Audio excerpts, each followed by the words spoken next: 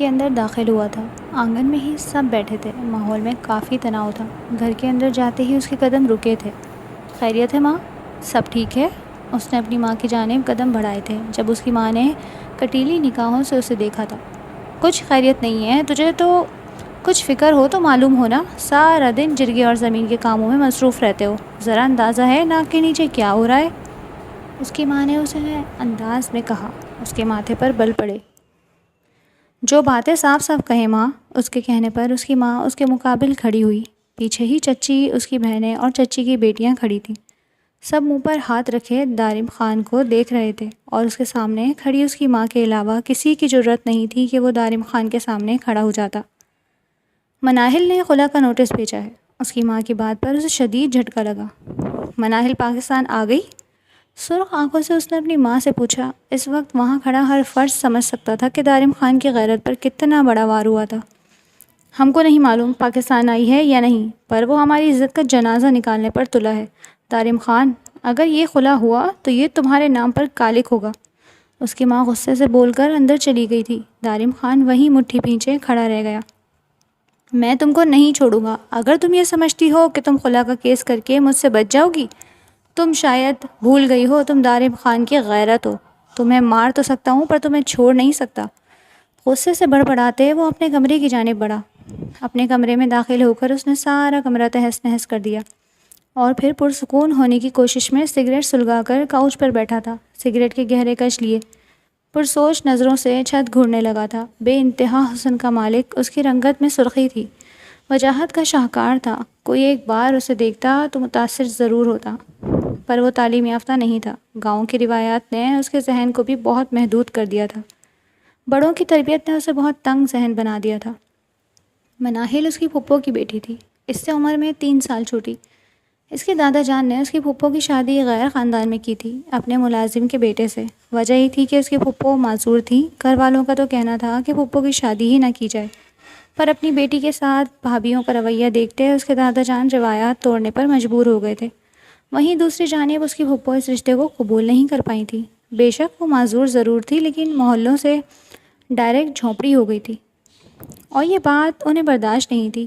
شادی کے کچھ وقت بعد ہی وہ حاملہ ہو گئی تھی اور پھر مناہل کو پیدا کرتے ہی فوت ہو گئی۔ خاندان والوں نے اس کی پھپھو کی بیٹی مناہل کو لینے سے انکار کر دیا، کیونکہ وہ ان کا خون نہیں تھا بلکہ نیچ برادری کا خون تھا۔ پر دادا جان کی زور زبردستی کی وجہ سے بچپن میں ہی مناہل کا نکاح 3 سال بڑے دارم سے کر دیا گیا تھا۔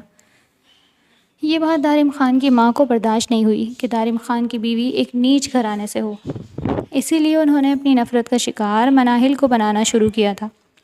مناہل کے ساتھ بچپن سے ہی برا سلوک کرتی تھی۔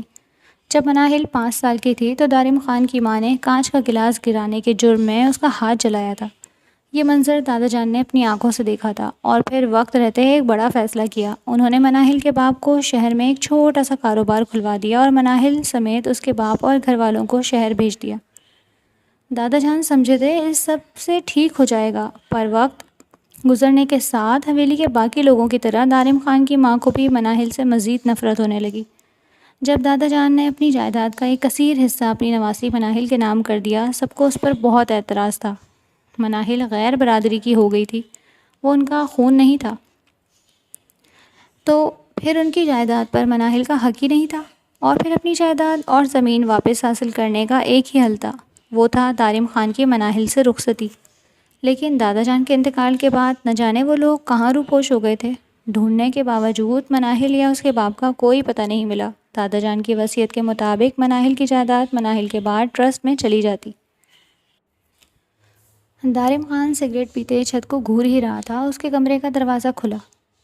اس کی ماں جلدی سے اندر آ کر دروازہ بند ہی کر رہی تھی۔ اپنی ماں کو دیکھ کے دارم خان نے فوراً سگریٹ بجھا دی۔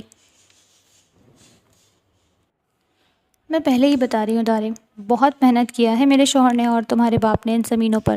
یہ زمینیں ہاتھ سے نہیں جانی چاہیے۔ وہ خلا لینا چاہتی ہے، شوق سے اسے چھوڑ دو، لیکن اس سے پہلے اس سے وارث حاصل کرو، کیونکہ اس کے بعد یہ زمین صرف اس کی اولاد کی ہو سکتی ہے، سمجھ رہے ہو؟ تو پھر بے شک اسے مار دینا۔ اس کی ماں نے صفاقی سے کہا تو دارم خان حیرت سے اپنی ماں کو دیکھنے لگا۔ اس کی ماں اتنی شفاق ہے، اسے اس بات کا اندازہ نہیں تھا۔ اسے مناہل سے کوئی ہمدردی نہیں تھی۔ ہمدردی ہوتی بھی کیسے؟ وہ کبھی مناہل سے ملا ہی نہیں تھا۔ بچپن کے بعد دوبارہ کبھی مناہل کو نہیں دیکھا تھا، لیکن انسانیت ضرور تھی۔ فکر مت کرے ماں، ہمارے خاندان کی زمینیں ہمارے پاس ہی رہیں گی، میں اسے ڈھونڈ نکالوں گا، دارم خان نے کہا تو اس کی ماں اطمینان سے مسکرائی۔ مجھے تم پر فخر ہے۔ اپنے بیٹے کے سر پر ہاتھ پھیر کر وہ فخریہ مسکرائی اور کمرے سے نکل گئی، جبکہ دارم خان نے اپنا سر تھام لیا۔ اگلے دن دارم خان جرگے کی جگہ ڈیرے پر گیا تھا۔ تمہیں میرا یہ کام جلد از جلد کرنا ہے بشیر، تم جانتے ہو دیر جتنی ہوگی اتنی ہی میری بدنامی ہوگی، دارم خان نے جبڑے بھینچتے ہوئے کہا تو بشیر فوراً سر جھکا گیا۔ فکر مت کریں سائیں، صرف ایک دن کی مہلت دیں، میں ساری معلومات آپ کے سامنے پیش کر دوں گا۔ خلا کا نوٹس کہاں سے آیا ہے، کس وکیل کے ذریعے ساری کارروائی ہوئی ہے، اور بی بی جی کی رہائش کہاں ہے؟ بشیر نے سر جھکا کے کہا اور فوراً باہر نکل گیا، جبکہ دارم خان تو کل رات سے کوئلوں پر لوٹ رہا تھا۔ اگر کسی کو معلوم ہو جاتا دارم خان کی منکوحہ نے خلا کا نوٹس بھیجا ہے تو کون جرگے میں اس کا فیصلہ مانتا؟ کیسے وہ سب کے سامنے نگاہ اور سر اٹھا کر چلتا؟ ماں بالکل ٹھیک کہتی ہے، تم نے دکھا دیا مناہل، تم نیچ خون ہو، وہ بہت بے رحمی سے بولا۔ بقیہ سارا دن بھی وہ بے دلی سے زمینی معاملات کو دیکھ رہا تھا۔ جب مغرب کے بعد بشیر اس کے سامنے حاضر ہوا، بشیر کو دیکھتے ہی اس نے اپنی باقی تمام ملازموں کو جانے کا اشارہ کیا۔ کیا خبر ہے بشیر؟ دارم خان نے بشیر سے پوچھا۔ سائیں، کراچی کی چھوٹی سی کالونی میں رہ رہے ہیں، وکیل بھی کوئی عام سا ہے اور رہائش بھی عام سے علاقے میں ہے۔ معلومات سے معلوم ہوا ہے کہ گھر کے حالات بھی زیادہ کچھ اچھے نہیں ہیں۔ یہ مکمل ایڈریس اور اس میں باقی تمام ڈیٹیلز ہیں، بشیر نے کہتے ساتھ ایک پرچہ دارم کے سامنے کیا اور پھر دارم کے ہاتھ کے اشارے کو دیکھتے وہ وہاں سے باہر نکل گیا۔ اب دارم خان اس پرچے کو دیکھ رہا تھا۔ دارم خان پڑھا لکھا نہیں تھا، پر اسے اردو پڑھنا آتی تھی۔ سائنس میں بی ایس پڑھتے وہ تلخی سے ہنسا، لیکن اگلے ہی لمحے ماتھے پر گہرا بل پڑا جب نیچے اس کی باقی معلومات میں لکھا تھا کہ وہ ایک فیکٹری میں پارٹ ٹائم نوکری کر رہی ہے۔ دارم خان غصے سے مٹھیاں بھیج گیا، یعنی وہ لڑکی اس کی عزت کو سر عام نیلام کر رہی تھی۔ اسے خیال نہیں تھا کہ وہ کسی کی بیوی تھی۔ ماتھے پر بل ڈالے دارم نے اس کاغذ کو موڑ توڑ کر اپنی جیب میں رکھ لیا۔ اگلی صبح ہوتے ہی وہ حویلی سے باہر نکلا اور بشیر اور اپنے دو خاص آدمیوں کے ساتھ وہ شہر کے لیے روانہ ہوا۔ اس نے حویلی میں کسی کو نہیں بتایا تھا وہ کہاں جا رہا ہے۔ گاڑی ابھی نہ رکتے تیزی سے سفر کر رہی تھی۔ دارم خان اس وقت سیاہ لباس میں ملبوس تھا، شال ایک کندھے پر گری تھی، سلیقے سے سیٹ بال ہوا کے دوش سے بگڑ رہے تھے، ہونٹوں پر مضبوط ہاتھ کی مٹھی رکھے وہ گہری سوچ سے گزرتے ہوئے راستوں کو دیکھ رہا تھا۔ اگر اس لمحے اسے کوئی دیکھتا تو یقیناً نگاہ ہٹا نہیں پاتا۔ 3 گھنٹے کے مسافت کے بعد گاڑی شہر پہنچ چکی تھی۔ شہر کے شور شرابے میں ان کی گاڑی ٹریفک میں پھنسی تھی۔ کہاں پھنسا دی ہے بشیر تم نے گاڑی؟ نکالو اس کو باہر، وہ سخت جھنجھلایا ہوا بولا۔ اس وقت دوپہر کے 1:30 بج رہے تھے۔ سائیں، اگر گاؤں ہوتا تو فوراً سڑک صاف کروا دیتا، پر آپ کو تھوڑا سا انتظار کرنا پڑے گا، بشیر نے پریشانی سے کہا تو دارم غصے سے نگاہ پھیر گیا۔ جب اس کی نگاہ فٹ پاتھ پر کھڑی لڑکی پر پڑی، وہ لڑکی جینز اور لانگ شرٹ میں ملبوس تھی، دوپٹہ جو گلے میں ڈالا ہوا تھا، بال ہاف پونی میں بندھے تھے، ہاتھ میں کتابیں پکڑی تھی اور وہ فون پر کسی سے گفتگو میں مصروف تھی۔ سفید اجلی خوبصورت رنگت، چہرے پر ہلکی پریشانی کے تاثرات۔ وہ لڑکی بہت جاذب نظر تھی، بے انتہا خوبصورت کہ دیکھنے والا نگاہیں ہٹا نہ پائے۔ دارم خان بھی پہلی بار کسی کی طرف اس طرح مائل ہوا تھا۔ اس نے نگاہ بھر کر لڑکی کو دیکھا، لیکن وہ لڑکی جس قدر پیاری لگی، دارم خان کے چہرے پر اتنی ہی ناگواری چھائی۔ شہر کے لوگ بہت بے غیرت ہوتے ہیں، تعلیم کے نام پر اپنی لڑکیوں کو نمائشی سامان بنا دیتے ہیں، وہ نخوت سے کہتا سر جھٹک کر نگاہ پھیر گیا۔ اس نے اپنے علاوہ بھی کئی نگاہیں اس لڑکی کی جانب اٹھتی دیکھیں۔ دل میں ایک ہوک سی اٹھی تھی کہ دوبارہ اس لڑکی کو دیکھے، پر اس کا معیار اتنا گرا ہوا نہیں تھا کہ وہ ہر راہ چلتی بے پردہ لڑکی کو دیکھتا۔ ٹریفک کھلا تھا اور دارم خان کی گاڑی تیزی سے وہاں سے نکلی تھی، اور پھر منزل کا سفر طے کرتے ایک چھوٹی سی کالونی کے گیٹ کے اندر دارم خان کی گاڑیاں ایک قطار سے داخل ہوئیں تو لوگ حیرت سے دیکھنے لگے۔ بشیر نے گاڑی فرقان خان کے دروازے کے سامنے روکی۔ ایک خستہ حال دروازہ، یہی گھر ہے؟ دارم خان نے خوف سے پوچھا تو بشیر نے فوراً اس بات میں سر ہلایا۔ دارم خان نے آگے بڑھتے دروازے کو دھکیلا تو دروازہ ایک ہی ٹھوکر میں کھل گیا۔ اسے حیرت ہوئی، بھلا کوئی اتنا لاپرواہ کیسے ہو سکتا تھا کہ گھر کا دروازہ کھلا چھوڑے۔ وہ گھر کے اندر داخل ہوا تو گھر صاف ستھرا تھا. گھر میں کوئی خاص قیمتی سامان نہیں تھا. صحن میں چارپائی ڈلی تھی, پانی کا کولر رکھا تھا, ایک ٹیبل رکھی تھی جس کے اوپر بہت ساری کتابیں تھیں. باہر کے دروازے سے کچھ فاصلے پر ایک شو ریک تھا جس کے اندر 2 مردانہ چپلیں تھیں اور کچھ لیڈیز جوتے اور سینڈلز تھیں. دارم خان صحن کا جائزہ لیتے کمرے کے اندر داخل ہونے لگا جب کمرے کے اندر سے ایک لڑکا باہر نکلا. وہ لڑکا نوعمر تھا, 13 یا 14 سال کا. تم کون ہو؟ دارم خان کے ماتھے پر بل پڑے تھے. یہ تو مجھے پوچھنا چاہیے, آپ کون ہیں اور گھر میں کیسے گھس آئے؟ اس لڑکے نے پوچھا. جتنا پوچھا ہے اتنا جواب دو. تم کون ہو اور یہاں کیا کر رہے ہو؟ یہ فرقان کا گھر ہے نا؟ دارم نے غصے سے کہا تھا. وہ لڑکا کچھ گھبرا گیا. میں فرقان انکل کو سنبھالتا ہوں, سارا دن یہی رہتا ہوں, اس لڑکے نے بتایا. تو دارم کی ناگواری میں مزید اضافہ ہوا. ایک انجان لڑکا گھر کے اندر, یہ پردے اور اخلاقیات خلاف تھی. کیوں فرقان کی بیٹی نہیں سنبھالتی فرقان کو؟ یہ تعلیم دلوائی ہے فرقان نے اپنی بیٹی کو؟ دارم طنزیہ انداز میں کہتے اندر بڑھنے لگا جب وہ بچہ فوراً مناہل کی حمایت میں بولا. اچھی تعلیم دلوائی ہے, تبھی تو وہ بیچاری نوکری کر کے فرقان چچا کے علاج کا خرچہ اٹھا رہی ہیں, ورنہ تو اللہ ہی جانے کیا ہوتا, اس لڑکے نے کہا. تو دارم نے اسے گھور کر دیکھا اور کمرے کے اندر داخل ہو گیا. فرقان بستر مرگ پر پڑا تھا, بری طرح کھانس رہا تھا. دارم کو دیکھ کر وہ چونکا. سائیں, آپ دارم سائیں ہیں نا؟ فرقان احمد نے پوچھا. تو دارم بھویں اچکاتا کرسی گھسیٹ کر فرقان کے سامنے بیٹھ گیا. شکر ہے تم مجھے پہچان گئے, ورنہ امید نہیں تھی مجھے. دارم کے طنزیہ کہنے پر فرقان ہاتھ جوڑتا نفی میں سر ہلانے لگا. ایسا نہیں ہے سائیں, اب میرے باپ دادا نے آپ کے خاندان کا نمک کھایا ہے. ہم تو پالتو کتوں کی طرح آپ کی خوشبو پہچانتے ہیں. فرقان احمد کی بات پر دارم سنجیدگی سے فرقان کو دیکھنے لگا. اسی لیے سالوں سے چھپ کر بیٹھے تھے اور اب خلا کا نوٹس بھیجا ہے؟ دارم کے سوال پر فرقان چونکا. کھانسی کا ایک زوردار ٹھسکا لگا.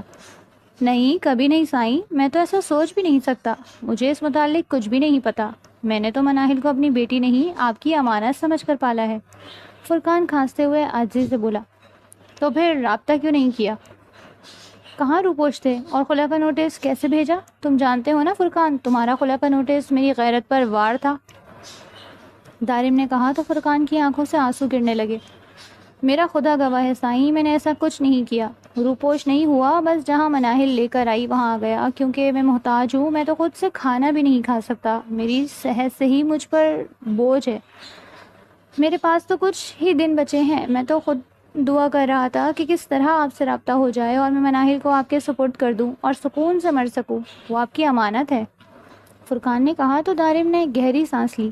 تو یعنی خلا کا نوٹس تمہاری بیٹی نے تمہارے بغیر اجازت کے بھجوایا ہے؟ دارم نے پرسوچ انداز میں پوچھا. اس کا غصہ مزید بڑھا. یعنی اس کے نکاح میں موجود لڑکی اس قدر باغی تھی کہ اتنے بڑے فیصلے وہ خود لینے کی متحمل تھی؟ بچی ہے سائیں, جذباتی ہے, نادان ہے, اس سے غلطی ہو گئی. میں اس کو سمجھاؤں گا, وہ اب ایسا کوئی کام نہیں کرے گی, فرقان نے کہا. دارم کچھ لمحے فرقان کو دیکھتا رہا. فرقان سے بولا نہیں جا رہا تھا. اسے ایک بار پھر شدید کھانسی کا دورہ اٹھا. کیا بیماری ہے فرقان کو؟ دارم نے وہاں کھڑے نوعمر لڑکے کی طرف دیکھتے پوچھا. ٹی بی ہے, ڈاکٹرز نے کہا ہے سدھار نہیں آ سکتا, وقت پر علاج نہیں ہوا. اس لڑکے نے دارم کو تفصیل بتائی. تو دارم کچھ لمحے خاموشی سے فرقان کو دیکھتا رہا, پھر بشیر کو اشارہ کیا. اسے گاڑی میں بٹھاؤ بشیر, ہسپتال لے کر چلو. دارم کی حکومت پر فرقان آنکھیں میچ کر رونے لگا اور بشیر اور دوسرے خاص ملازم فرقان کو گاڑی میں بٹھانے لگے. دارم خود بھی اپنی سیٹ پر بیٹھا اور اس لڑکے کو, جو حیرت سے سارا معاملہ دیکھ رہا تھا, اس کو اپنی جانب بلایا. اسے حیرت ہوئی, بھلا کوئی اتنا لاپرواہ.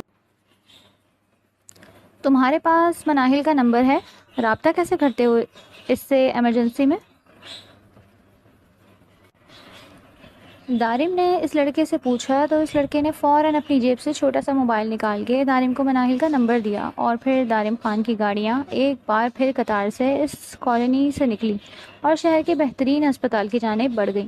دارم کے کہنے پر فرقان کو ہسپتال میں ایڈمٹ کروایا گیا. وہ اپنے فون پر بار بار مناہل کا نمبر دیکھ رہا تھا. جانے کیوں وہ اس لڑکی کو دیکھنا ہی نہیں چاہتا تھا. بشیر, مناہل کو کال کرو, اسے اس کے باپ کی طبیعت کی اطلاع دو اور ہسپتال کا ایڈریس دے دو. مناہل کا نمبر ڈائل کر کے اس نے فون بشیر کی جانب بڑھایا تھا اور خود ہسپتال سے باہر نکل گیا۔ وہ تو سوچ کر آیا تھا آج ہی مناہل اور اس کے باپ کو گھسیٹ کر گاؤں لے کر جائے گا، پر یہاں تو معاملہ ہی مختلف تھا۔ دارم کو تو خود ہوش نہیں تھا اور مناہل وہ شاید اس کے ہاتھ سے نکل چکی تھی۔ ایک نوکری پیشہ لڑکی کیسی ہوتی ہے اسے اندازہ تھا۔ ہسپتال کے باہر کافی دیر کھلی فضا میں بیٹھنے اور سگریٹ نوشی کرنے کے بعد وہ واپس ہسپتال کے اندر گیا۔ کوریڈور میں قدم رکھا جب کانوں سے ایک لڑکی کی غراتی ہوئی آواز ٹکرائی۔ آپ ہوتے کون ہیں بغیر اجازت میرے باپ کو یہاں لانے والے؟ دارم نے نگاہ اٹھائی اور کچھ لمحے کے لیے وہ پتھر سا ہو گیا۔ بشیر سے لڑتی مناہل کوئی اور نہیں بلکہ وہی لڑکی تھی جسے اس نے آج صبح فٹ پاتھ پر دیکھا تھا۔ ابھی بھی وہ صبح والی ڈریسنگ میں ہی تھی، جینس پر شرٹ، گلے میں دوپٹہ مفلر کے اسٹائل میں ڈلا ہوا۔ بس صبح جو بال ہاف پونی میں مکھیت تھے اب وہ میسی جوڑے کی صورت میں سر پر لپیٹ لیے گئے تھے، جس سے مناہل کی بے داغ گردن اور واضح ہو رہی تھی۔ دارم کے ماتھے پر بل پڑے۔ وہ مضبوط قدم لیتا مناہل کی جانب بڑھا اور مناہل کا رخ ایک جھٹکے سے اپنی جانب کیا۔ کس بات پر لڑ رہی ہو مسز دارم خان؟ دارم نے ایک لفظ چبھا کر کہا۔ اوہ تو آپ ہیں مسٹر دارم خان، میرا بازو چھوڑیں، آپ کے باپ کی جاگیر نہیں ہوں میں۔ وہ جس انداز میں بولی تھی دارم خان کے تن بدن میں آگ لگ گئی تھی۔ زبان سنبھال کر بات کرو ورنہ زبان کھینچ لوں گا۔ میرے باپ کی جاگیر نہیں ہو پر میری جاگیر ضرور ہو۔ اسے بازو سے پکڑتے جھٹکے سے قریب کھینچتے دارم خان نفرت سے سرد لہجے میں غرایا تھا۔ مناہل بھی غصے سے اسے گھور رہی تھی۔ مجھے اپنی جاگیر مت سمجھنا، خلا کا نوٹس نہیں ملا کیا؟ دارم کو اس کا انداز چیلنجنگ لگا تھا۔ یکدم وہ طنزیہ مسکرایا۔ تمہیں لگتا ہے تمہارے خلا کے نوٹس بھیجنے سے تم مجھ سے آزاد ہو سکتی ہو؟ تمہارے یہ جو پر پھیل رہے ہیں نا، میں انہیں ایک لمحے میں کاٹ دوں گا۔ دارم نے غصے سے کہتے اس کا بازو جھٹکا۔ میری زندگی سے دور رہو، بہت اچھی طرح جانتی ہوں میں تم جیسے لوگوں کو۔ تعلیم تم لوگوں کو چھو کر نہیں گزرتی۔ اپنی روایت اور غیرت کے نام پر دوسروں کی زندگیاں برباد کرتے ہو۔ وہ اپنی بدگمانی میں بہت کچھ غلط کہہ رہی تھی یا پھر شاید ٹھیک کہہ رہی تھی، پر دارم کو اس کا انداز اور الفاظ سب کچھ چابک کی طرح لگنے لگے تھے۔ اس کا بس نہیں چل رہا تھا وہ ایک ہی لمحے میں اس لڑکی کی عقل ٹھکانے لگا دے جس سے وہ پہلی بار مل رہا تھا۔ وہ لڑکی شہری ہوگی، آزاد خیال ہوگی، اس بات کا اندازہ دارم کو تھا، پر مناہل اتنی بے لگام ہوگی اس بات کا اندازہ اسے نہیں تھا۔ بہت بکواس کر لی تم نے، اتنا کہو جتنا سہ سکو ورنہ۔ دارم نے اتنا ہی کہا تھا جب ڈاکٹر وہاں پر آئے۔ ان کے ہاتھ میں فرقان کی ٹیسٹ کی رپورٹس تھیں۔ مجھے آپ سے بات کرنی ہے مسٹر دارم، پلیز میرے روم میں آ جائیں، پیشنٹ کی حالت بہت کریٹیکل ہے، ڈاکٹر کہتے ہوئے آگے بڑھ گیا۔ مناہل کی آنکھوں میں ایک دم آنسو بھر آئے۔ دارم ایک غصے بھری نگاہ مناہل پر ڈال کر آگے بڑھ گیا۔ مناہل بھی دارم کے ساتھ ہی ڈاکٹر کے کمرے میں داخل ہوئی تھی۔ ڈاکٹر نے جو بتایا تھا وہ مناہل کے پیروں تلے زمین کھینچ گیا۔ آج سے پہلے وہ فرقان کا علاج سرکاری اسپتال میں کروا رہی تھی اور وہاں ڈاکٹروں نے یقین دلایا تھا کہ فرقان ٹھیک ہو جائے گا، پر اب ڈاکٹر کا کہنا تھا کہ فرقان کے پاس چند ہی دن ہیں۔ فرقان کی رپورٹس بالکل اینڈ کی تھیں، اس کا علاج اب ممکن نہیں تھا۔ مناہل ڈاکٹر کے روم سے باہر نکلتے ہی فوراً اپنے باپ کے کمرے کی طرف گئی تھی، جبکہ دارم پریشانی سے اپنا ماتھا مسلتا بشیر کی جانب آیا۔ میں حویلی جا رہا ہوں، تم یہیں رہو، مناہل کی اور فرقان کی نگرانی کرو گے، مجھے پل پل کی خبر دو گے۔ بشیر دارم کی بات پر بشیر نے ہاں میں سر ہلایا۔ دارم اپنے دونوں خاص آدمیوں کے ساتھ واپس گاؤں کے راستے پر روانہ ہو گیا۔ راستے بھر اس کی سوچوں کا محور مناہل کی طرف تھا۔ اسے مناہل پر کوئی ترس نہیں آ رہا تھا بلکہ غصہ بڑھتا جا رہا تھا۔ مناہل کے الفاظ کانوں میں گونج رہے تھے۔ وہ BS پاس رکھی جو ابھی پڑھ رہی تھی، وہ اسے غیر تعلیم یافتہ ہونے کے طعنے دے رہی تھی، ان کی روایات کو گالی دے رہی تھی۔ وہ ارادہ کر چکا تھا کہ ایک بار فرقان کا معاملہ ایک طرف ہو جائے اس کے بعد وہ مناہل کے کسے بل ضرور نکالے گا، پر قسمت کو کچھ اور ہی منظور تھا۔ صبح جب دارم خان سو کر اٹھا تو موبائل فون پر بشیر کی کئی مس کالز تھیں۔ اس نے فوراً بشیر کو کال بیک کی تھی اور کال اٹھانے پر اسے معلوم ہوا تھا صبح 5 بجے فرقان کا انتقال ہو گیا۔ یہ سنتے ہی دارم کچھ لمحے ساکت رہا۔ میں آ رہا ہوں، دارم نے کہا اور فون کاٹ دیا۔ اس کے بعد وہ فریش ہوتے ہی حویلی سے نکل گیا۔ 3 گھنٹے کی ڈرائیو کے بعد وہ واپس فرقان کے گھر پہنچا جہاں فرقان کے جنازے کو لے جایا گیا۔ اندر داخل ہوتے ہی اس کی نظر جنازے کے پاس بیٹھی مناہل پر پڑی تھی۔ وہ پتھر بنی اپنے باپ کی میت کو دیکھ رہی تھی. آنکھوں سے زاروں قطار آنسو بہہ رہے تھے. دارم کو اچانک اس پر رحم آیا. محلے والوں کا آنا جانا شروع تھا. دوپہر سے شام ہو گئی تھی. شام مغرب کے بعد فرقان کے جنازے کو اٹھایا گیا. قبرستان میں تدفین کے بعد دارم واپس لوٹا تو مناہل کمرے کے کونے میں سکڑی سمٹی بیٹھی تھی. اس کے پاس 2 عورتیں بیٹھی تھیں جو دارم کو دیکھتے ہی اٹھ کھڑی ہوئی تھیں. مناہل نے نگاہ اوپر اٹھائی تھی. دارم کچھ لمحے دروازے کے پاس کھڑا اسے دیکھتا رہا. پھر گلا صاف کرتے ہوئے گویا ہوا. اپنا سامان پیک کر لو، ہم کچھ دیر میں گاؤں کے لیے نکلیں گے، دارم نے کہا. پر مناہل کے اندر کوئی حس بیدار نہ ہوئی. مناہل، اپنا سامان پیک کر لو، ہم کچھ دیر میں نکلیں گے. دارم نے پھر اپنے الفاظ پر زور دیا. جب مناہل نے زخمی نگاہیں اٹھا کر اسے دیکھا، غصے سے اٹھ کر الماری سے پراپرٹی کی فائل نکالی جو غالباً اس نے پہلے ہی بنوا لی تھی، اور پھر پین اٹھا کر ان ڈاکیومنٹس پر سائن کرنے لگی. یہ تم کیا کر رہی ہو؟ دارم نے چونکتے ہوئے پوچھا جب اس نے فائل سائن کرتے ہی دارم کے سامنے رکھی. یہ رہی وہ وجہ جس کی وجہ سے آپ مجھے زبردستی اپنے ساتھ باندھ کر رکھنا چاہتے ہیں، گاؤں لے جانا چاہتے ہیں. اس کے اندر آپ کے دادا کی دی ہوئی تمام زمینیں میں نے آپ کے نام کر دی ہیں، اور ساتھ ہی اس کے اندر طلاق نامہ ہے. میں نے آپ کا کام کر دیا، مہربانی کر کے آپ میرا کام کریں اور مجھے طلاق دے دیں. مناہل نے کہا تو دارم اس لمحے سن رہ گیا، اور اگلے ہی لمحے اس کا چہرہ غصے سے سرخ ہو گیا. غصے سے فائل اٹھاتے اس نے اندر موجود کاغذات کے ٹکڑے کر دیے. بہت سن لی تمہاری بکواس، میں کمزور نہیں ہوں، میری برداشت کی حد مت آزماؤ، دانت پیس کر کہتے اگلے ہی لمحے اس نے مناہل کا بازو پکڑا اور اسے اپنے ساتھ کھینچتے ہوئے گھر سے باہر لے گیا. زبردستی گاڑی کی پچھلی سیٹ پر ڈالا. محلے والے یہ منظر دیکھ رہے تھے پر کسی میں ہمت نہیں تھی کہ وہ دارم کو روکتے. مناہل بری طرح جھٹپٹانے لگی. چھوڑو مجھے دارم خان، تم میرے ساتھ زبردستی نہیں کر سکتے، چھوڑو مجھے، وہ روتے ہوئے چلائی. تم ظالم ہو، تم درندے ہو، اور بھی بہت کچھ وہ دارم کو کہہ رہی تھی جب دارم نے بشیر کو دوسری گاڑی نکالنے کے لیے کہا، اور پھر وہ فرنٹ سیٹ پر بیٹھ گیا. اگلے ہی لمحے گاڑی تیزی سے دھواں اڑاتے آگے بڑھی. دارم خان، خدا سے ڈرو، تمہیں موت سے ڈر نہیں لگتا کیا؟ مناہل ایک بار پھر چلائی، اور دارم خان کان لپیٹ چکا تھا. مناہل بولتے بولتے تھک گئی تو نڈھال ہو کر سیٹ پر گر گئی. پہلے باپ کی موت کا غم، پھر اس پر دارم خان کی زبردستی. وہ کل شام سے بھوکی تھی، اس پر جلد غنودگی چھا گئی اور وہ گاڑی کی پچھلی سیٹ پر گہری نیند کی وادیوں میں چلی گئی. گھنٹوں کی مسافت کے بعد گاڑیاں حویلی کے آنگن میں رکی. اس وقت آنگن میں کوئی نہ تھا. دارم خان گاڑی سے اترا اور گاڑی کا پچھلا دروازہ کھولا تو مناہل گاڑی کی پچھلی سیٹ پر بے ہوش تھی. مناہل اٹھو، کھڑی ہو. دارم نے اس کا ہاتھ ہلایا پر مناہل ٹس سے مس نہ ہوئی. اٹھو مناہل، اب کی بار دارم نے سختی سے کہا اور مناہل کو ہاتھ سے پکڑ کر کھینچا، پر مناہل کے وجود میں کوئی جنبش نہ ہوئی. دارم سمجھ گیا کہ وہ بے ہوش ہو چکی ہے. گہری سانس لے کر وہ گاڑی کی پچھلی سیٹ پر جھکا اور مناہل کو اپنی باہوں میں اٹھایا. مناہل کو باہوں میں اٹھائے حویلی کے اندر داخل ہوا تو لاؤنج میں بیٹھی چچی اور ملازمین سب منہ کھولے دارم کو دیکھنے لگے. دارم نے بغیر کسی پر توجہ دیے قدم آگے بڑھائے اور اپنے کمرے میں داخل ہو گیا. کمرے کا دروازہ پاؤں سے لاک کیا اور مناہل کو بیڈ پر لٹایا. سیدھا ہوتے وہ مناہل کو دیکھنے لگا. وہ لڑکی شکل سے جس قدر معصوم اور خوبصورت تھی، زبان اور اعمال کی اتنی ہی خراب تھی دارم کی نظر میں. مناہل پر چادر درست کرتے وہ کمرے سے باہر نکل گیا. وہ سیدھا اپنی ماں کے کمرے میں گیا اور ماں کو تمام تفصیلات بتائیں تو انہوں نے خوش ہوتے دارم کا ماتھا چوم لیا. تم پریشان مت ہو، بس جلد از جلد زمینیں اپنے نام کرواؤ اور فارغ کر دینا اس لڑکی کو. اس میں روایات بیچ میں نہیں آئیں گی کیونکہ روایت کے مطابق تو تم غیر برادری میں بھی شادی نہیں کر سکتے، اور وہ لڑکی ہماری ملازمین کے طبقے سے ہے. دارم کی ماں نے کہا تو دارم نے خاموشی سے ہاں میں سر ہلایا اور ایک بار پھر اپنے کمرے میں آ گیا. وہ صبح سے رات کی بھاگ دوڑ میں تھک گیا تھا.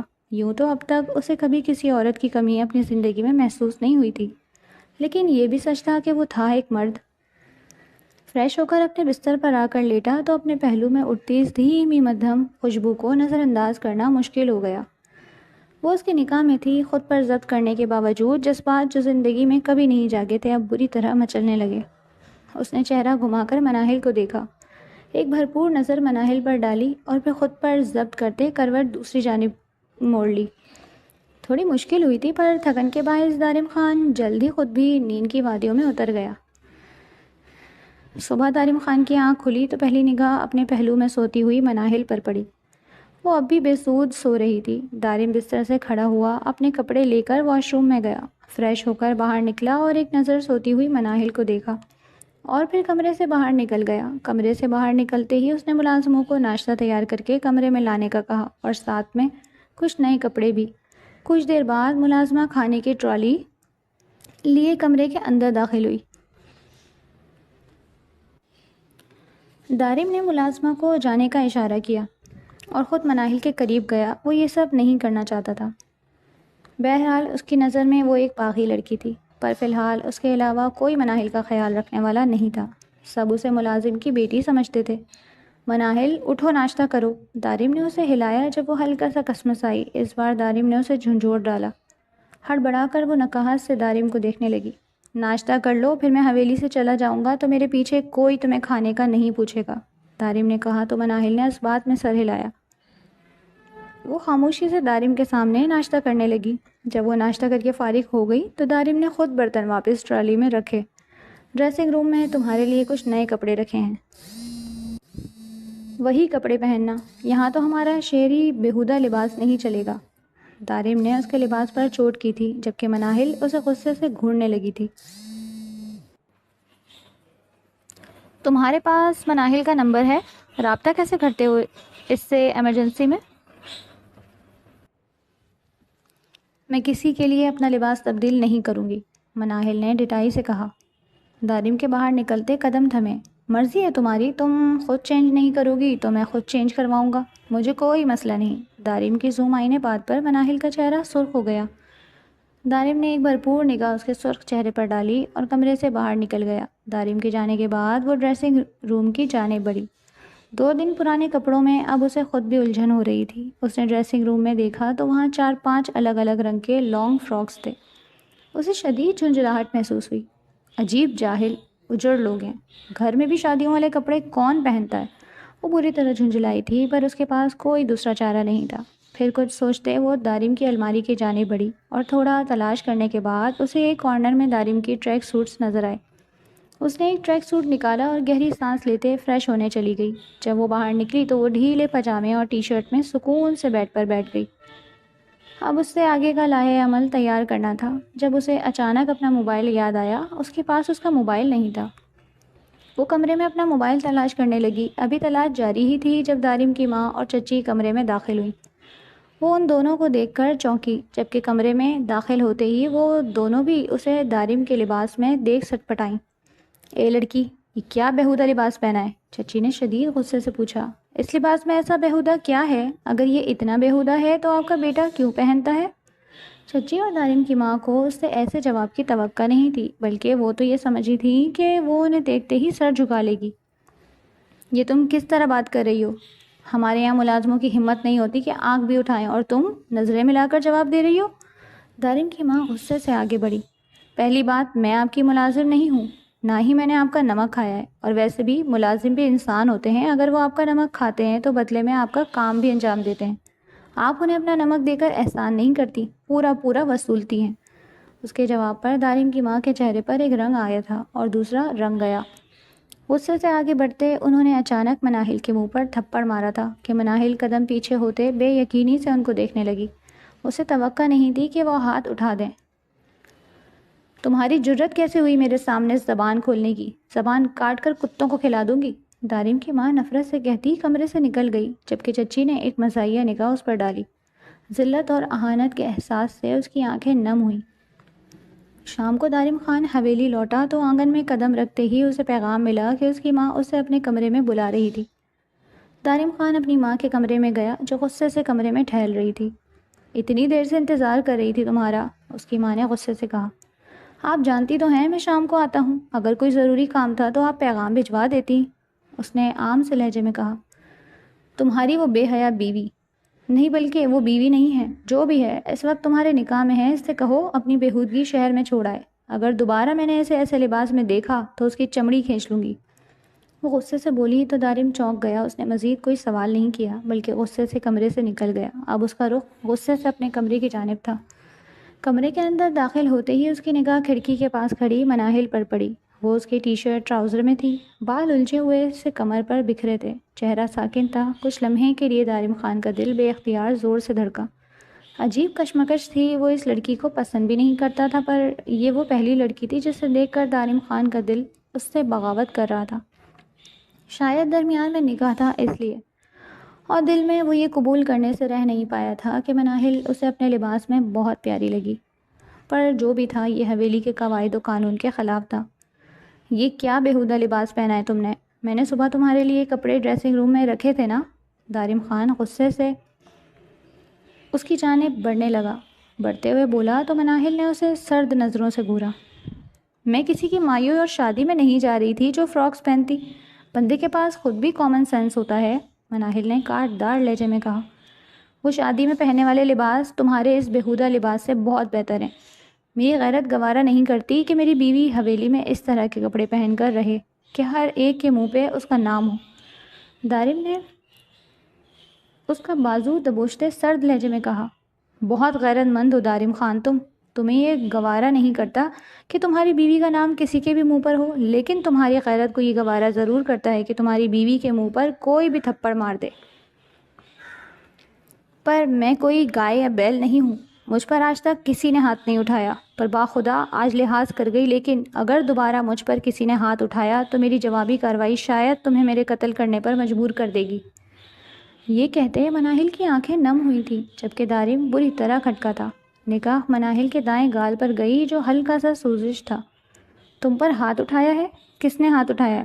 دارم کی آنکھیں سرخ ہونے لگی۔ آپ کی ماں نے۔ آپ کی ماں ہیں، پر انہیں ہرگز اس چیز کا لائسنس نہیں مل گیا کہ وہ مجھ پر ہاتھ اٹھائیں، اور اگر میں ملازم کی بیٹی ہوں اور میری حیثیت ملازم جیسی ہے تو آپ مجھے یہاں کیوں لائے ہیں؟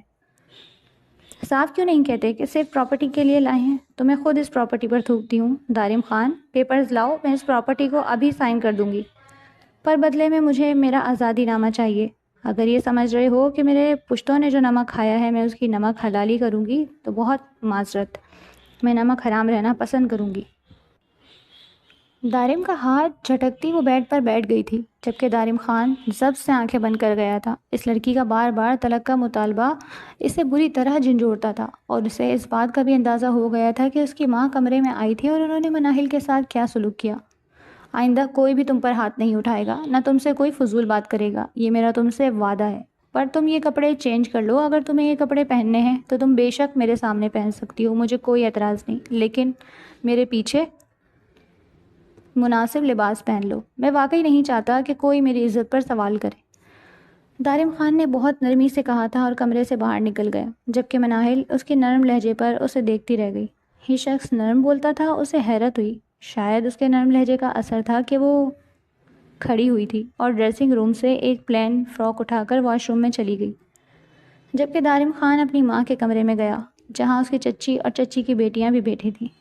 مجھے آپ سے اکیلے میں بات کرنی ہے ماں، دارم نے کہا تو دارم کی ماں اٹھ کر کمرے سے باہر آ گئی۔ بولو، انہوں نے کہا تو دارم نے گہری سانس لی۔ آپ کو مناہل سے جو بھی شکایت ہو وہ آپ مجھ سے کہیے گا، پر آپ اس کو کسی کے بھی سامنے ذلیل نہیں کریں گی، نہ اس پر ہاتھ اٹھائیں گی۔ دارم کی ماں جو یہ سوچ رہی تھی کہ دارم بھی کمرے میں جائے گا اور مناہل کی عقل ٹھکانے لگائے گا، اس کو الٹا خود کو ہی بولتے دیکھ ان کے ماتھے پر بل پڑے۔ تم اس ملازم کی بیٹی کے لیے میرے مقابل آ رہے ہو؟ وہ میرے اصولوں کی خلاف ورزی کرے گی تو ایک نہیں کئی بار ہاتھ اٹھاؤں گی۔ ان کی آواز بلند ہوئی تھی، اتنی بلند کہ چچی اور ان کی بیٹیاں بھی کمرے میں بیٹھے چونک گئیں، اور کمرے میں بیٹھی مناہل بھی ان کی آواز پر کھڑی ہوئی۔ اسے امید نہیں تھی کہ دارم جا کر اپنی ماں سے بات کرے گا۔ تجسس کے ہاتھوں مجبور ہوتے وہ دروازے تک آئی اور ہلکی سی جھری تھی۔ ماں، آہستہ بات کریں اور اس بات کو سمجھیں کہ وہ میرے نکاح میں ہے، میری بیوی ہے۔ میں کون ہوں؟ میں سردار دارم خان۔ اگر یہ بات پتہ چلی کسی کو بھی کہ سردار دارم خان کی بیوی پر اس کی ماں ہاتھ اٹھاتی ہے تو میری کیا عزت رہ جائے گی؟ دارم خان کی بات پر جہاں اس کی ماں کا پارا مزید چڑھا تھا، وہیں کمرے میں کھڑی مناہل اپنا دل تھام گئی۔ وہ ملازم کی بیٹی ہے، تمہاری بیوی نہیں ہے۔ تمہاری بیوی وہ ہوگی جو خاندانی ہوگی، جس کو ہم لائیں گے۔ دارم اپنی ماں کو سرد نظروں سے دیکھنے لگا تھا۔ وہ جانتا تھا اس کی ماں شروع سے ہی ضدی تھی۔ وجہ یہ تھی کہ وہ حویلی کی بڑی بہو تھی۔ دادی یا کوئی دوسری بڑی عورت نہ ہونے کی وجہ سے گھر میں ہمیشہ انہی کے فیصلے چلے۔ ملازم کی بیٹی؟ نہیں، بلکہ ملازم کی نہیں، پھپھو کی بیٹی تھی، اور وہ جس کی بھی بیٹی تھی، پر اب وہ میرے نکاح میں ہے، اسے ٹھیک کرنا میرا کام ہے، میں اسے اپنے مطابق ڈھال لوں گا، لیکن آپ اس پر کوئی جبر نہیں کریں گی، دارم نے کہا اور اپنی ماں کی مزید کوئی بات سنے بغیر کمرے کی جانب بڑھ گیا۔ کمرے کے دروازے کے پیچھے کھڑی مناہل فوراً ڈریسنگ روم میں بھاگی۔ دل زور زور سے دھڑک رہا تھا، کافی دیر تک وہ ڈریسنگ روم سے باہر نہیں نکلی۔ دارم خان کمرے میں آیا اور پھر فریش ہو کر بستر پر لیٹ گیا۔ اس کی بھوک مر چکی تھی، اپنی آنکھوں پر وہ بازو رکھے لیٹا تھا جب مناہل ڈریسنگ روم سے باہر آئی۔ اس کے فراک کے نیچے گھنگرو کی بیل لگی تھی۔ گھنگرو کی چھن چھن پر دارم نے آنکھوں سے بازو ہٹایا اور ایک بار پھر دل بے قابو ہونے لگا۔ وہ آسمانی رنگ کے فراک میں آسمان سے اتری پری لگ رہی تھی، پر دارم خان نے کوئی تاثر نہیں دیا بلکہ نگاہیں پھیر لی۔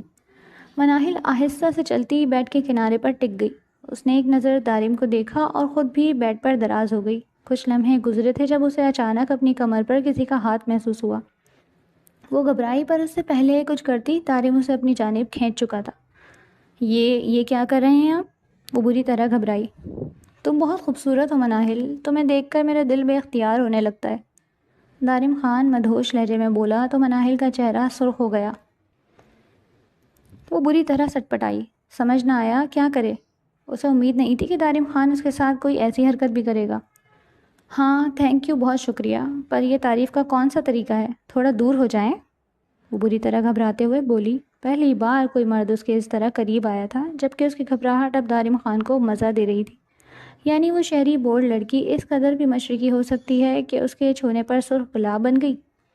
میں تو تعریف کا یہی طریقہ جانتا ہوں، قریب سے بہت پیار سے، اور شاید میرے پاس اس سے بھی اچھا طریقہ ہے، پر تم تو ابھی اتنا گھبرا رہی ہو۔ دارم خان نے اس پر حاوی ہوتے اپنی انگلی سے اس کے گال پر لکیر کھینچی۔ پلیز دارم خان، مجھے گھبراہٹ ہو رہی ہے، میری سانس بند ہو جائے گی، پلیز دور ہو جاؤ۔ اسے فی الحال منت کا راستہ ہی سمجھ آیا۔ بے فکر رہو، اگر تمہاری سانسیں بند ہو گئی تو میں اپنی سانسیں تمہیں دے دوں گا۔ یہ کہتے دارم خان اس پر حاوی ہوا، اور پھر دارم خان کی من مرضیاں بڑھتی گئی تھیں، اور کچھ ہی وقت بعد وہ گھٹنے ٹیک گئی اور اپنے آپ کو دارم خان کے حوالے کر دیا۔ یہ محبت بھرا نرم و گرم سا وقت پلک جھپکتے ہی رک گیا۔ دارم خان اپنے پہلو میں موجود مناہل کے نقش کو بغور دیکھ رہا تھا۔ مناہل جو اب اس کی نظروں سے بھی گھبرا رہی تھی، آنکھوں میں آنسو بھرے۔ رو کیوں رہی ہو؟ مجھے ایسا لگا تھا جیسے تم راضی ہو، ورنہ میں تمہارے سے زبردستی نہیں کرتا۔ دارم خان کو اس کے رونے سے یہی تاثر ملا۔ میں اس وجہ سے نہیں رو رہی، کہتے ساتھ وہ کروٹ بدل گئی۔ دارم خان نے اسے کھینچ کر اپنے سینے سے لگایا۔ پھر کیوں رو رہی ہو؟ دارم خان نے پوچھا۔ نہ میں آپ کو پسند کرتی ہوں، نہ آپ مجھے پسند کرتے ہیں، اور میں تو آپ سے آزادی چاہتی تھی، پھر یہ سب کچھ کیوں ہو گیا؟ وہ بچوں کی طرح روتے ہوئے بولی تو دارم خان بے اختیار مسکرایا، اپنے ہاتھوں کی پوروں سے اس کے آنسو صاف کیے۔ تمہیں کس نے کہا میں تمہیں پسند نہیں کرتا؟ اگر پسند نہیں کرتا تو کبھی تمہاری طرف پیش قدمی نہیں کرتا۔ تمہیں تو پہلی بار دیکھ کر ہی میں پسند کر چکا تھا، بس تمہاری ڈریسنگ اور بولنے سے اعتراض تھا، پر جب تم میرے پاس مشرقی لباس میں آئیں تو وہ ناپسندیدگی بھی ختم ہو گئی جو تمہارے لباس کے لیے تھی۔ اور رہی بات تم مجھے پسند نہیں کرتی تو کبھی بھی اپنے قریب نہیں آنے دیتی، اور رہی آزادی کی بات تو تمہیں آزادی سے زیادہ اچھی اب میری قید لگے گی، یہ میرا تم سے وعدہ ہے۔ دارم خان کے کہنے پر وہ آنکھیں موند گئی۔ دارم خان نے اس کے سر پر بوسہ دیا۔ جا کر تیار ہو جاؤ، ہم آج باہر ڈنر کریں گے، دارم خان نے کہا تو دارم کے سینے سے سر اٹھا کر حیرت سے دارم کو دیکھنے لگی۔ یہاں ہوٹلز بھی ہیں گاؤں میں؟ اس کی حیرت سے پوچھنے پر دارم مسکرایا۔ ہمارا گاؤں تمہارے شہر سے زیادہ خوبصورت اور پرآسائش ہے، یہاں سب کچھ ہے۔ دارم خان کے کہنے کے بعد وہ تیار ہونے لگی تھی، اور پھر کچھ دیر بعد دارم خان کے ساتھ حویلی سے باہر گئی۔ جب یہ بات ماں، چچی اور حویلی کے باقی خواتین کو معلوم ہوئی تو ان کے درمیان ایک زہریلی لہر پھیل گئی۔ دارم کی ماں سے یہ سب برداشت نہ ہوا، پر صبر کا گھونٹ پیا، کیونکہ ابھی کچھ بھی کرنے کا کوئی فائدہ نہیں تھا۔ میں کسی کے لیے اپنا لباس تبدیل نہیں کروں گی، مناہل نے ڈٹائی سے کہا۔ دارم کے باہر نکلتے قدم تھمے۔ مرضی ہے تمہاری، تم خود چینج نہیں کرو گی تو میں خود چینج کرواؤں گا، مجھے کوئی مسئلہ نہیں۔ دارم کی اگر وہ ضدی تھی تو جانتی تھی کہ ان کا بیٹا بھی ضدی اور انا پرست تھا۔ اس کے بعد ہر گزرتے دن کے ساتھ دارم خان کا رویہ مناہل کے ساتھ اور محبت والا ہونے لگا تھا۔ وہ محبت میں مبتلا شخص کی بہترین مثال بن گیا تھا۔ وہ جو مناہل کو بولڈ اور بے حیا سمجھتا تھا، اسے احساس ہوا تھا کہ وہ لڑکی بالکل ویسی ہی تھی جیسی اس نے خواہش کی تھی۔ اس کے دل میں ایسا کچھ نہیں تھا کہ وہ ملازم کی بیٹی تھی، نہ وہ ذات اور مرتبے کے فرق کو انسانیت سے زیادہ سمجھتا تھا، اور مناہل بھی اس کے ساتھ بدلنے لگی تھی۔ وہ اپنی تمام پچھلی خواہشات کو بھول کر دارم کے ساتھ خوش رہنے لگی تھی۔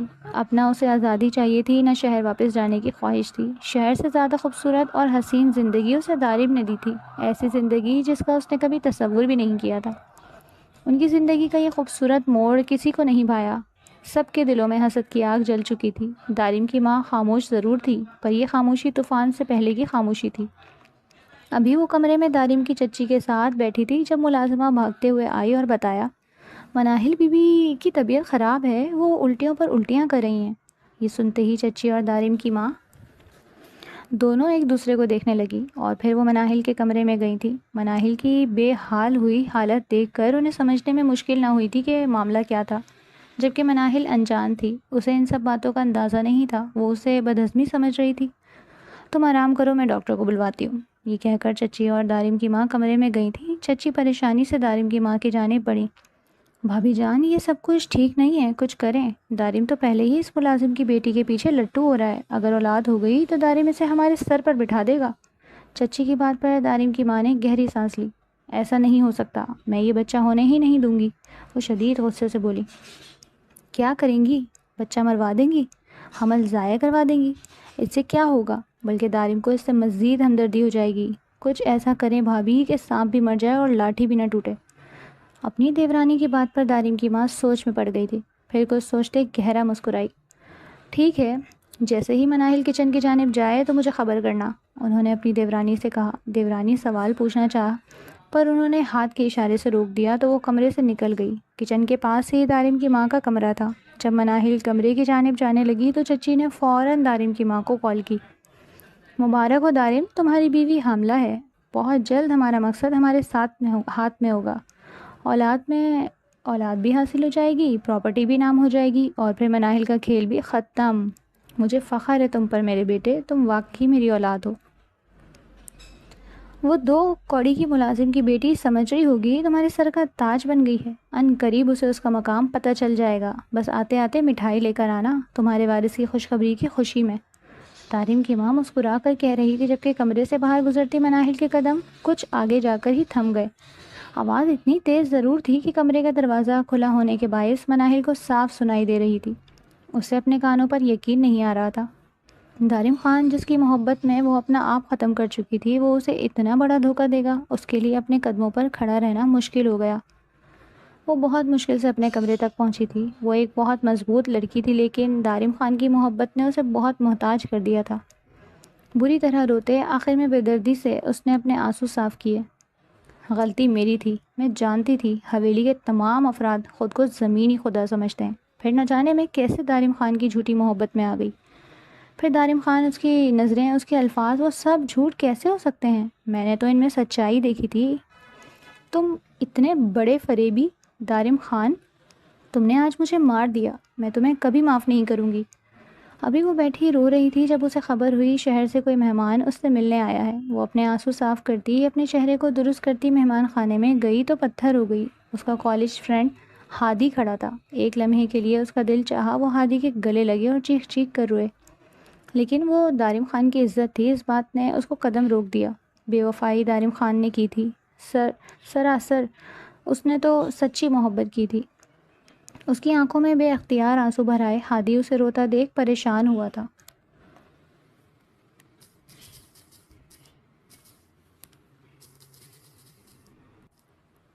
ہادی، تم یہاں کیسے؟ تمہیں یہاں کا ایڈریس کس نے دیا؟ اس نے اپنے آنسو صاف کرتے ہادی سے پوچھا، پر ہادی تو اس کو سن ہی نہیں رہا تھا، بلکہ اس کے آنسو ہادی کو پریشان کر رہے تھے۔ تم کیوں رو رہی ہو مناہل؟ تمہیں کوئی مسئلہ ہے؟ کوئی مشکل تو مجھے بتاؤ، میں تمہاری مدد کے لیے حاضر ہوں۔ وہ فوراً مناہل کے قریب گیا اور مناہل کے ہاتھ تھامے۔ ہادی کے ہاتھ تھامنے پر مناہل نے بے اختیار پیچھے ہاتھ کھینچا۔ اس کے جسم میں ایک لرزہ سا طاری ہو گیا۔ میں تمہیں سب بتاؤں گی، بس تم مجھے شہر لے چلو، مجھے یہاں نہیں رہنا، میں یہاں رہنا ہی نہیں چاہتی، یہ لوگ بہت برے ہیں، دھوکے باز ہیں۔ وہ روتے ہوئے بول رہی تھی، جبکہ اسے روتا دیکھ ہادی کا دل ڈوبنے لگا۔ ٹھیک ہے، تم میرے ساتھ ابھی شہر چلو۔ ہادی اسے لے کر باہر نکلا۔ پیچھے دارم کی ماں اور چچی اطمینان سے یہ منظر دیکھ رہی تھی اور مناہل ہادی کے ساتھ حویلی کا دروازہ پار کر گئی۔ چوکیدار میں اتنی جرأت نہیں تھی کہ وہ دارم خان کی بیوی کو روکتا۔ شام دارم خان گھر لوٹا تو گھر میں ماتم مچا تھا۔ پریشانی کے عالم میں وہ اپنی ماں کو، اپنی چچی کو روتے ہوئے دیکھ رہا تھا۔ کیا ہوا ہے، آپ لوگ اس طرح کیوں رو رہے ہیں؟ اس نے پریشانی سے پوچھا جب دارم کی ماں نے اس کا گریبان پکڑ لیا۔ اسی لیے کہا تھا ہم نے تم کو، دارم خان، اس ملازم کی بیٹی کو اپنے سر کا تاج مت بناؤ، تمہاری عزت اور غیرت کو وہ خاک میں ملا دے گی۔ پر تم نے ہماری بات نہیں مانی، اب تمہارے ساتھ وہ ہمارے منہ پر بھی کالک مل گئی ہے، کسی کو منہ دکھانے کے قابل نہیں رہے ہم۔ میں کچھ سمجھ نہیں پایا، آپ لوگ کیا کہہ رہے ہیں؟ تمہاری بیوی بھاگ گئی اپنے عاشق کے ساتھ، دارم کی ماں نے کہا تو دارم کے چہرے کا رنگ یکدم تبدیل ہو گیا۔ زبان سنبھالے ماں، دارم نے ضبط سے مٹھی بھینچی۔ یقین نہیں آتا تو جاؤ دیکھ لو اپنا کمرہ، پوچھ لو چوکیدار سے، شہر سے آیا تھا ایک لڑکا، چلی گئی وہ اس کے ساتھ۔ اپنی ماں کے کہنے پر دارم بے یقینی سے کمرے میں بھاگا۔ کمرے میں گھستے ہی اس کا دل دھک سے رہ گیا۔ کمرہ ویسے کا ویسا ہی تھا، بس بیڈ پر کچھ چیزیں بکھری تھیں اور وہ ان بکھری چیزوں کو دیکھ کر لب بھیج گیا۔ کمرے سے واپس باہر آتے ہی وہ پوری طرح دھاڑا تھا اور گارڈز کو بلایا تھا، اپنے خاص آدمیوں کو گاؤں کی ناکہ بندی کرنے کا حکم دیا۔ دارم خان نے کہا تھا کہ وہ لوگ زیادہ دور نہیں پہنچے ہوں گے، ڈھونڈو انہیں، مجھے وہ کچھ ہی دیر میں اپنے سامنے چاہیے۔ دارم خان کے حکم پر اس کے خاص آدمی فوراً اپنے کام پر لگے تھے، جبکہ چچی اور ماں دونوں مسکرا کر اپنے کارنامے کے کامیاب ہونے کا انتظار کر رہی تھیں۔ اب انہیں معلوم تھا کہ اگر مناہل واپس آ بھی گئی تو دارم خان اسے غیرت کے نام پر مار دے گا، اور اگر نہیں بھی مارا تو اس کی حیثیت اب حویلی کے جانور سے بھی بدتر ہوگی۔ انتظار جلد تمام ہوا تھا۔ واقعی ہادی اور مناہل گاؤں سے باہر نہیں جا سکتے تھے۔ 1 گھنٹے کے بعد اس بس سے ان دونوں کو نکال لیا گیا جو شہر جانے کے لیے نکلی تھی۔ گارڈز کے حال ہی میں مناہل چلتی ہوئی حویلی کے اندر آ رہی تھی، جبکہ ہادی کو گارڈز نے کالر سے دبوچا ہوا تھا۔ دیکھنا بھابھی، کتنا کرارا تھپڑ پڑے گا ابھی اس کے منہ پر، چچی نے دارم کی ماں کے کان میں کہا۔ دارم کی ماں گہرا مسکرائی۔ کمرے میں جاؤ مناہل، دارم نے کہا۔ ہادی بے قصور ہے، وہ صرف مجھ سے ملنے آیا تھا، مناہل نے کہا۔ میں نے کہا اپنے کمرے میں جاؤ مناہل۔ دارم دھاڑا تو مناہل سہم کر فوراً اندر کی جانب بھاگی، جبکہ دارم ہادی کو مردان خانے میں لے گیا۔ ہادی سب سے سہما ہوا تھا، وہ جانتا تھا اب اس کے ساتھ بہت برا ہونے والا تھا۔ تو تمہیں یہاں کا ایڈریس کس نے دیا؟ سچ سچ بتانا۔ دارم کے سوال پر مردان خانے میں جھانکتی اس کی ماں اور چچی چونکی۔ بھلا وہ یہ فضول سوال کیوں کر رہا تھا؟ مجھے نہیں معلوم، بس مجھے ایک انجان نمبر سے میسج آیا تھا کہ مناہل بہت مشکل میں ہے، وہ تم سے ملنا چاہتی ہے، اس ایڈریس پر آ جاؤ۔ تو میں ارجنٹ آ گیا۔ یہاں آیا تو مناہل رو رہی تھی وہ، اور شہر جانے کے لیے کہہ رہی تھی، تو بس۔ ہادی نے بہت ڈرتے ڈرتے بات کہی۔ اسے گاؤں کی حدود سے باہر چھوڑ کے آؤ، میں دوبارہ اس کو گاؤں میں دیکھنا نہیں چاہتا، دارم نے اپنے خاص آدمی بشیر کو کہا۔ مناہل پلیز، اس کے ساتھ کچھ غلط مت کرنا، وہ ویسے ہی۔ ہادی نے اتنا ہی کہا تھا جب دارم نے اسے گھور کر دیکھا، باقی الفاظ منہ ہی میں دم توڑ گئے۔ بشیر اسے اگلے ہی لمحے وہاں سے کھینچتا ہوا باہر لے گیا۔ دارم مردان خانے سے باہر نکلا تو اپنی ماں اور چچی کو دیکھ کر پل بھر کو رکا، پھر اپنے کمرے کی جانب بڑھنے لگا جب اپنی ماں کی آواز پر قدم تھمے۔ تم اتنے بے غیرت کیسے ہو سکتے ہو دارم خان؟ اپنی بیوی اور اس کے معشوق کو تم نے اتنی آسانی سے چھوڑ دیا؟ وہ جھلی بن مچھلی کی طرح تڑپتی دارم کے سامنے آئی۔ میں واقعی بے غیرت ہوں ماں، مجھے بھی اب ایسا ہی محسوس ہو رہا ہے کہ مجھ سے بڑا بے غیرت کوئی بھی نہیں، کیونکہ میری بیوی کو میرے ہی گھر میں تحفظ نہیں مل رہا۔ دارم خان بلند آواز میں بولا تو وہ دونوں ٹھٹک گئیں۔ کیا مطلب؟ دارم کی ماں نے لڑکھڑاتے لہجے میں پوچھا۔ مجھے مجبور مت کریں ماں، کیونکہ میرے معاملات میں بگاڑ پیدا کرنے والوں کی سزا ایک ہی ہے۔ آپ میری ماں ہیں، میں آپ کو سزا نہیں دینا چاہتا، ورنہ آپ نے جو کیا ہے نا، وہ قابل معافی نہیں ہے، دارم نے غصے سے کہا۔ میں نے کیا کیا ہے؟ دارم کی ماں نے انجان بننا چاہا۔ یہ آپ بہتر جانتی ہیں۔ دارم نے مزید کوئی بات نہیں کی بلکہ اپنے کمرے میں چلا گیا۔ مناہل بیڈ پر بیٹھی رو رہی تھی۔ دارم نے ایک سرد نظر اس پر ڈالی اور ڈریسنگ روم میں چلا گیا۔ واپس آیا تو اس نے مناہل کو مکمل طور پر نظر انداز کر دیا۔ یہ دیکھ مناہل کے تن بدن میں آگ لگنے لگی۔ کیوں قید رکھنا چاہتے ہیں دارم خان مجھے یہاں پر؟ ابھی کچھ باقی رہ گیا ہے؟ اب تو میں سچائی جان گئی ہوں۔ کیوں مجھے مزید اذیت دینا چاہتے ہیں؟ جو آپ چاہتے ہیں میں وہ آپ کو دے تو رہی ہوں، اور رہی بات اولاد کی، تو وہ تو آپ اپنی من پسند بیوی سے بھی حاصل کر سکتے ہیں نا۔ وہ غصے سے دارم خان کے سامنے آئی۔ مجھے تمہاری فضول باتوں میں کوئی دلچسپی نہیں، دوبارہ میرے سامنے اپنی آواز اونچی مت کرنا، دارم خان نے غصے میں کہا۔ کروں نہ کروں گی، بہت اونچی کروں گی، اتنی اونچی کروں گی کہ دنیا ساری سنے، ساری دنیا جانے کہ دارم خان نے مجھے دھوکہ دیا، اور اتنی ڈھٹائی سے اب میرے سامنے بھی کھڑے ہیں۔ کیوں دیا دھوکہ، مجھے بتائیں۔ وہ دارم خان کا گریبان تھام چکی تھی۔ یہ بات دارم خان کے لیے برداشت سے باہر تھی۔ سختی سے مناہل کے ہاتھ اپنے گریبان سے ہٹاتے اس نے مناہل کو دیوار سے لگایا۔ دوبارہ گریبان پر ہاتھ ڈالا تو ہاتھ توڑ دوں گا۔ اگر تم مجھ سے کسی بھی بات کی وضاحت گھر سے بھاگنے سے پہلے مانگتی تو میں دے دیتا، پر اب میں تمہیں اس قابل نہیں سمجھتا کہ تمہیں کسی بھی بات کی وضاحت دوں۔ یہ کہتے دارم خان بستر پر لیٹ گیا تھا جب مناہل وہیں زمین پر بیٹھی رونے لگی، اور رات روتے روتے وہیں زمین پر سو گئی۔ صبح جب اس کی آنکھ کھلی تو وہ بیڈ پر تھی۔ دارم خان کمرے میں نہیں تھا۔ اس نے ملازمہ کو بلوایا اور ناشتہ لانے کا کہا۔ جب ملازمہ ناشتہ لے کر آئی تو ملازمہ کی زبان ہی سے اسے ساری بات کا علم ہوا جو کل حویلی میں ہوئی تھی۔ ملازمہ مناہل سے ہمدردی کرتے اسے کہہ رہی تھی، بی بی جی آپ کو بھاگنا نہیں چاہیے تھا، بڑی بی بی کی سازش کامیاب ہو گئی، وہی چاہتی تھی آپ بھاگ جائیں اور پھر دارم خان آپ کو چھوڑ دیں۔ وہ تو شکر ہے ہمارا خان سردار بہت سمجھدار ہے، ملازمہ نے کہا تھا، اور مناہل کا دل بری طرح ڈوبنے لگا۔ شام وہ دارم خان کا انتظار کر رہی تھی پر دارم خان گھر نہیں لوٹا۔ دارم خان کا انتظار کرتے کرتے سو گئی، اور اسی طرح 2 ہفتے گزر چکے تھے پر دارم خان گھر نہیں آیا تھا، بلکہ وہ اپنے ڈیرے پر رہنے لگا تھا۔ وہیں دوسری طرف دارم خان کی ماں بھی بہت پریشان تھی۔ وہ جانتی تھی دارم خان کی فطرت اس کے دادا جیسی تھی، ایک بار دل میں برائی آ جاتی تو پھر اس کا دل پتھر کا ہو جاتا۔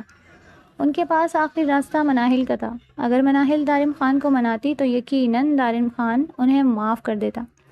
یہ ان کے انا پر کاری ضرب تھی۔ وہ اب بھی مناہل کو ملازم کی بیٹی ہی مانتی تھیں، پر بیٹے کے آگے مجبور ہو گئی تھیں جب مناہل کے پاس گئی تھیں اور اسے ڈیرے پر جانے کا کہا تاکہ وہ دارم کو منا کر گھر لے کر آئے اور وہ دارم سے بات کر سکے۔ مناہل ایک لانگ فراک پہن کر ہلکا سا تیار ہوئی تھی اور چادر لے کر گاڑی میں بیٹھی۔ بشیر نے دارم کی ماں کے حکم پر مناہل کو ڈیرے پر پہنچا دیا جہاں دارم تھا، اور ڈیرے کو خالی بھی کر دیا۔ ڈیرے کے باہر چاروں جانب گارڈز کھڑے تھے۔ دارم جو سگریٹ نوشی میں مصروف تھا، کمرے میں کسی کی موجودگی محسوس کر کے آنکھ کھلی اور وہاں مناہل کو دیکھ ماتھے پر لاتعداد بل پڑے۔ کیا کر رہی ہو یہاں پر؟ فوراً واپس حویلی جاؤ، دارم نے غصے سے کہا۔ دارم خان ایک بار میری بات سن لو پلیز، پر دارم خان نے اس کی ایک نہ سنی۔ میں نے کہا یہاں سے جاؤ۔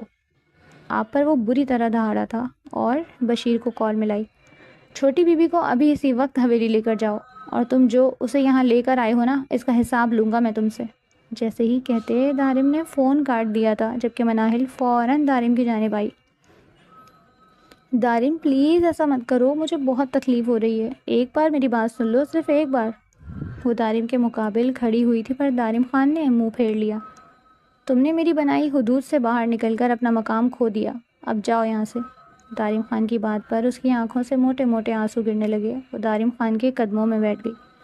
دارم خان تم تو محبت کرتے تھے نا، تو پھر کیوں نہیں مان رہے؟ وہ روتے ہوئے بولی۔ میں تم سے اب ویسے ہی محبت کروں گا جیسے ہی محبت تم نے مجھ سے کی، خود غرض محبت، بے اعتبار محبت۔ وہ لفظوں کے نشتر مار کر کمرے سے نکلنے لگا تھا جب مناہل اس کے مقابل آ کر کھڑی ہوئی۔ دارم خان اس کی نظروں میں دیکھنے لگا پر اس کی نظریں بے تاثر تھیں۔ جب مناہل نے اس کا ہاتھ تھاما، دارم خان میں کوئی جنبش نہ ہوئی، وہ ویسے ہی بے تاثر کھڑا تھا۔ مناہل نے اس کا ہاتھ اپنے پیٹ پر رکھا۔ اس کی خاطر بھی معاف نہیں کرو گے دارم خان؟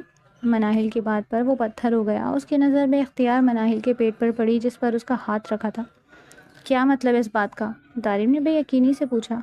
مطلب ہے دارم خان جو تم سمجھ رہے ہو، مناہل نے کہا، اور دارم خان آنکھیں مل گیا۔ اس کی آنکھوں کے کنارے بھیگنے لگے اور آنسو گال پر لڑک گئے۔ مجھے معاف کر دو دارم، مجھ سے بہت بڑی غلطی ہو گئی، بہت زیادہ بڑی، پر یہ سچ ہے میں تم سے بہت محبت کرتی ہوں، پلیز ایک بار معاف کر دیں۔ وہ دارم خان کے سینے سے لگی گڑ گڑانے لگی تھی۔ مجبور ہو کر دارم خان نے اس کو اپنے حصار میں لے لیا۔ اگر اس دن تم وہ لیٹر چھوڑ کر نہ جاتی تو تم نے سوچا ہے تمہارے ساتھ کیا کرتا میں؟ مجھے خود یہ سوچ کر خوف آتا ہے۔ تمہیں اس بات کا اندازہ شروع سے نہیں تھا کہ ماں تمہیں پسند نہیں کرتی، نفرت کرتی ہیں وہ تم سے، پھر تم ان کی باتوں پر کیسے اعتبار کر سکتی ہو؟ کیا کان سے سنی باتیں میری بے لوث محبت سے زیادہ پر اثر تھیں؟ دارم کے شکوے پر مناہل سے سکنے لگی تھی، نفی میں سر ہلانے لگی تھی۔ اپنی محبت سے مجبور دارم خان اس کے سر پر تھپکنے لگا۔ تم نے بہت تکلیف دی ہے مناہل، تم نے دارم خان کا غرور توڑ دیا۔ دارم خان نے ایک اور شکوہ کیا اور مناہل اس کے سینے پر لب رکھ گئی۔ جو غرور میں نے توڑا ہے دارم خان، میں آپ کے اس غرور کو جوڑ دوں گی، پہلے سے زیادہ مضبوطی سے جوڑ دوں گی، بس ایک بار مجھے معاف کر دیں، ایک موقع دے دیں، مناہل نے کہا۔ لمحے گزرنے کے بعد دارم نے اپنے ہونٹ مناہل کے سر پر رکھ دیے، اور یہ ایک معجزہ تھا کہ دارم خان نے اتنی جلدی اور اتنی آسانی سے کسی کو معاف کر دیا۔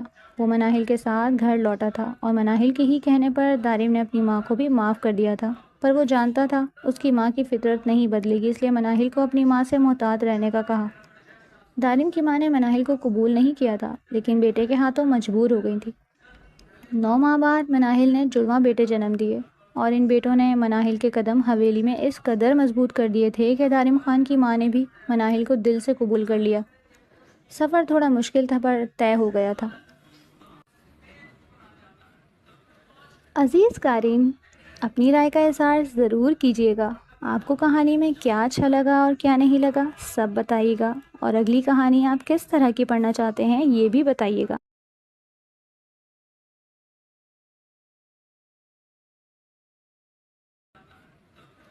عزیز قارئین، اپنی رائے کا اظہار ضرور کیجیے گا۔